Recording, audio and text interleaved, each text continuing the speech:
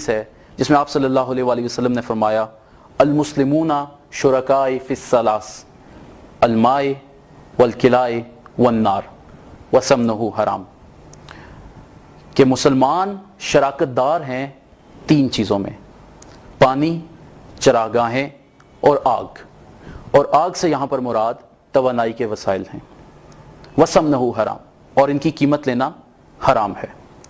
تو اس حدیث کی روح سے کسی سرمایہ دار یا کسی ملٹی نیشنل کمپنی کے لیے یہ جائز ہی نہیں ہے، اور اسلام اس کی اجازت ہی نہیں دیتا کہ وہ ان عوامی اثاثہ جات کی مالک بن سکیں۔ ایک اور حدیث کے مطابق تمام معدنیات کی کانیں ذاتی ملکیت میں نہیں دی جا سکتی، چاہے ریکوڈیک کے سونے کے ذخائر ہوں یا تھر کی کوئلے کی کانیں۔ یہ تمام معدنیات عوامی اثاثہ جات ہیں اور ان کی نجکاری شریعت کی روح سے حرام ہے۔ مغرب کے سرمایہ دارانہ نظام میں دولت کے چند ہاتھوں میں جمع ہونے کی جو اصل وجہ ہے وہ ان کا آزادی ملکیت کا اصول ہے۔ چند سرمایہ دار ان وسائل پر نجکاری کے نام پر قابض ہو جاتے ہیں اور پھر عوام ان وسائل کے حصول کے لیے ان سرمایہ داروں کو منہ مانگا منافع دینے پر مجبور ہو جاتی ہے۔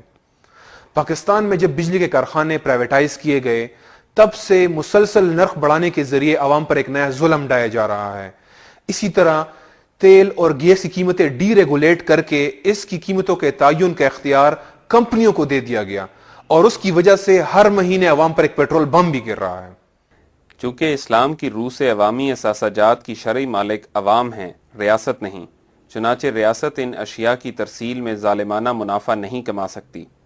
توانائی کے وسائل سستے داموں ملنے کی بدولت عوام کو فوری ریلیف ملے گا اور زراعت اور انڈسٹری کو نئی زندگی ملے گی۔ چنانچہ اسلام کا ایک حکم مغربی سرمایہ دارانہ ملٹی نیشنل کمپنیوں کو عوام الناس کی بنیادی ضروریات پر ڈاکہ ڈالنے سے روک دیتا ہے اور پیسے کو چند ہاتھوں میں مرتکز ہونے کی اجازت نہیں دیتا۔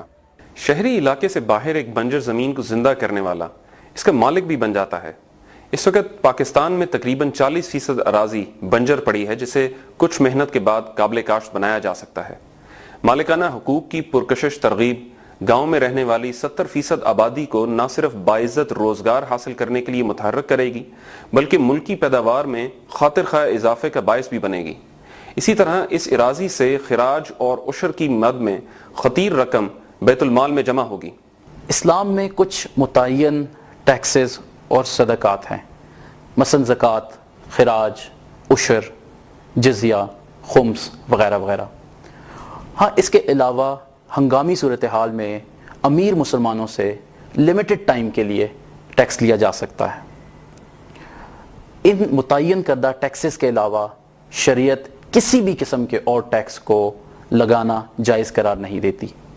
تو آج کے نظام میں موجود general sales tax, property tax, wealth tax, parking tax اور اس قسم کے دیگر تمام ٹیکسز جو ہیں وہ شرع کی روح سے حرام ہے۔ تو ان استحصالی ٹیکسوں سے ایک عام آدمی کو خلافت قائم ہوتے ہی فوراً ریلیف ملے گا۔ خلافت میں مزارعت یا کاشت کے لیے زمین کرائے پر دینے کی اجازت نہیں ہوگی۔ امام مسلم نے آپ صلی اللہ علیہ وسلم سے روایت فرمایا، رسول اللہ صلی اللہ علیہ وسلم نے زرعی زمین کا کرایہ لینے یا اس کی پیداوار کا حصہ لینے سے منع فرمایا۔ اگر ایک زمیندار 3 سال تک ایک خطہ اراضی کو کاشت نہ کرے تو ریاست اس زمین کو ضبط کر کے کسی دوسرے شہری کو دینے کی مجاز ہوگی۔ اس کی دلیل حضرت عمر رضی اللہ عنہ کی خلافت کے دوران اجماع صحابہ ہے۔ اسلام ریاست کو اشیاء کی قیمتیں متعین کرنے کی اجازت بھی نہیں دیتا۔ ڈیمانڈ اور سپلائی کے اصول اشیاء کی قیمتیں متعین کرتے ہیں۔ اسلام میں سود کی قطعی حرمت وارد ہوئی ہے۔ سود ایک لعنت ہے اور یہ کسی بھی حالت میں، کسی بھی صورتحال میں اس کو حلال قرار نہیں دیا جا سکتا۔ اسلام اسٹاک ایکسچینج جیسے سٹہ باز اور استحصالی ادارے کے قیام کو کسی بھی صورت میں جائز قرار نہیں دیتا۔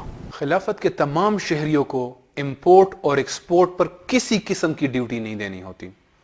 خلافت کی جو کرنسی ہے وہ سونے اور چاندی پر بیسڈ ہوتی ہے، اور خلافت اپنے تمام شہریوں کو، خواہ وہ مسلمان ہو یا وہ غیر مسلم ہو، بنیادی ضروریات گارنٹی کرتی ہیں۔ یہ بنیادی ضروریات فرد کے لحاظ سے خوراک، لباس اور مناسب رہائش ہے، اور معاشرے کے لحاظ سے یہ تعلیم، صحت اور سیکیورٹی پر مشتمل ہے۔